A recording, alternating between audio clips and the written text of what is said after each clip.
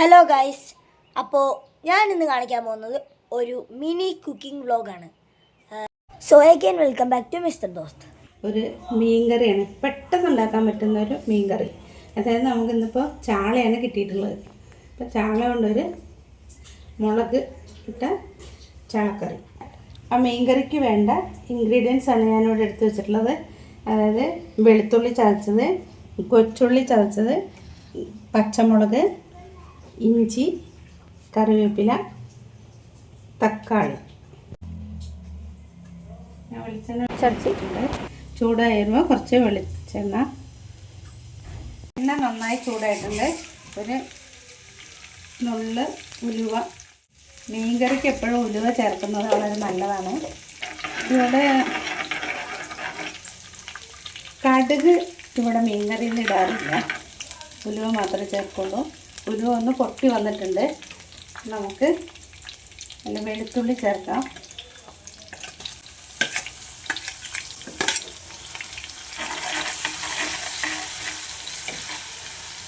ഇഞ്ചി ചെറുതായി അരിഞ്ഞത്,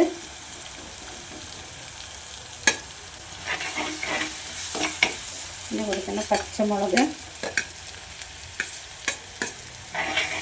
ഇതിൻ്റെ ഒരു പച്ചമണം മാറി വരുമ്പോൾ നമുക്ക് കൊച്ചുള്ളി ചതച്ചത് ചേർക്കാം. ഞാൻ ചതച്ചത് സ്വല്പം കൂടിപ്പോയി. ചതവ് ഇത്രയും ചതക്കേണ്ട ആവശ്യമില്ല, ജസ്റ്റ് ഒന്ന് ചതച്ചാൽ മതിയായിരുന്നു.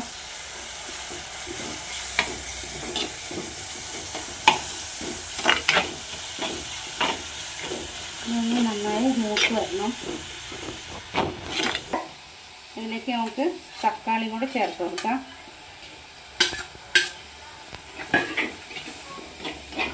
ഇത് നന്നായി വാടി വരുമ്പോൾ നമുക്ക് ബാക്കി പൊടികളെല്ലാം ചേർക്കാം.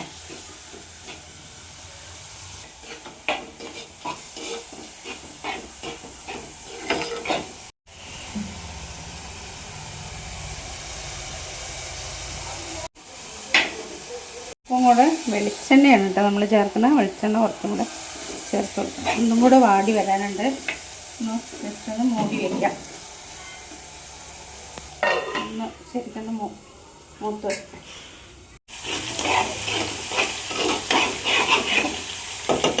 വേണ്ടി മാറ്റി വെച്ചിട്ടുണ്ടായിരുന്നു.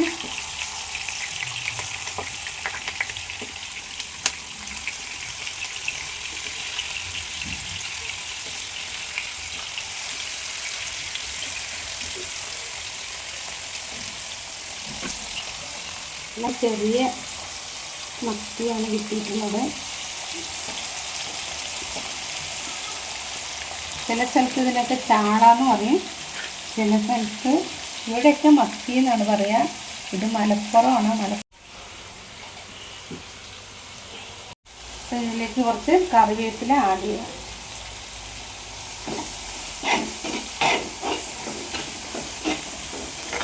ഇനി നമുക്ക് ഇതിലേക്ക് ആവശ്യമായ മസാലകൾ ചേർക്കാം. കൂടുതൽ മസാലയൊന്നുമില്ല, വളരെ സിമ്പിളായിട്ടുള്ളതാണ്. അതുകൊണ്ട് തന്നെ കുറച്ച് മഞ്ഞൾപ്പൊടി, ഒരു 1/4 ടീസ്പൂൺ മഞ്ഞൾപ്പൊടി, 2 ടീസ്പൂൺ മുളക് പൊടി. ഇത് അത്യാവശ്യം എരിവുള്ള മുളക് പൊടിയാണ്, അതുകൊണ്ട് തന്നെ 2.5 സ്പൂൺ ചേർത്തിട്ടുണ്ട്. ഒരു 2 സ്പൂണ് മല്ലിപ്പൊടിയും കൂടി ചേർക്കുന്നത്. കുറച്ച് കുരുമുളക് പൊടിയും കൂടെ.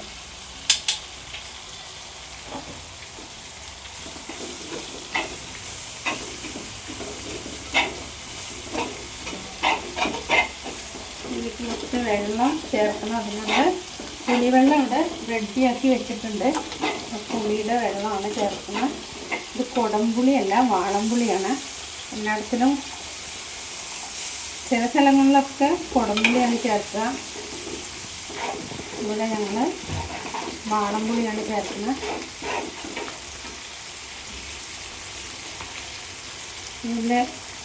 ഇങ്ങനെ വേസ്റ്റൊക്കെ ഉള്ളതുകൊണ്ടാണ് കൈ വെച്ച് അരിച്ചെടുത്തത്. വേസ്റ്റ് എന്ന് വെച്ചാൽ അത് പുളിയുടെ വേസ്റ്റാണ്. പുളിയുടെ തോടും എല്ലാം ഉണങ്ങിയിരിക്കുന്നതാണ്. നമ്മൾ നന്നായിട്ട് പിഴിഞ്ഞ് അരിച്ചെടുത്താലാണ് കുറച്ചും കൂടെ അത്, അല്ലെങ്കിൽ നമ്മൾ കഴിക്കുമ്പോൾ അത് കടിക്കും, വൃത്തിയായിരിക്കുക.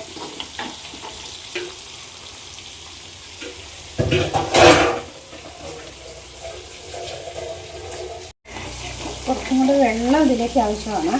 അപ്പോൾ ഞാൻ ആ മസാല മിക്സിയിലൊന്ന് അടിച്ചിരുന്നു. അതിൽ മിക്സിയുടെ ജാറ് കഴുകിയതിൻ്റെ വെള്ളമൊക്കെ അതിലൂടെ എടുത്ത് വെച്ചായിരുന്നു. അതാണ്. ഇനി ഇത് നന്നായിട്ടൊന്ന് വെട്ടി തിളച്ചതിൻ്റെ ശേഷം നമുക്ക് മീനിട്ട് കൊടുക്കാം.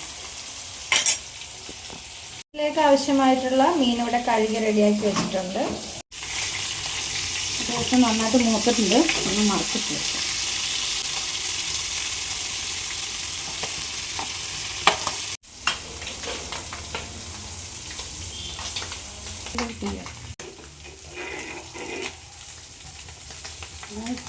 തിളച്ച് അപ്പോൾ അതിലേക്ക് നമുക്ക് മീനെ ആഡ് ചെയ്യാം.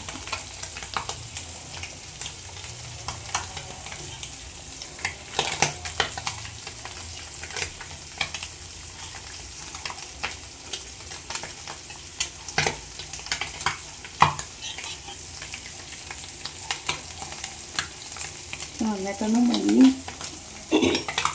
മുങ്ങി കിടന്ന് വേറെ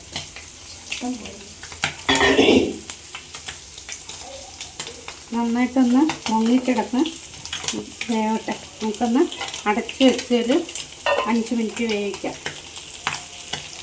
ഏകദേശം വറുത്ത് റെഡി ആയിട്ടുണ്ട്. നമുക്ക് ഗ്യാസ് ഓഫ് ചെയ്യാം.